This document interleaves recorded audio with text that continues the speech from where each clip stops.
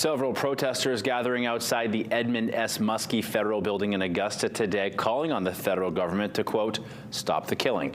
Today, the one-year anniversary of President Trump's second inauguration, and protesters say they took the day to express their rage and grief regarding violence they say the federal government has inflicted.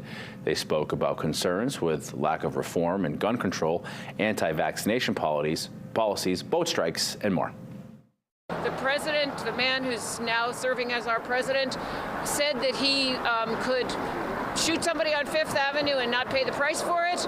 And he has assembled around himself an administration of people who similarly really love lethal violence. And they talk about it with great enthusiasm, and they're inflicting it everywhere, and it's just going to get worse. And we're expressing our dismay, and it's basically a funeral.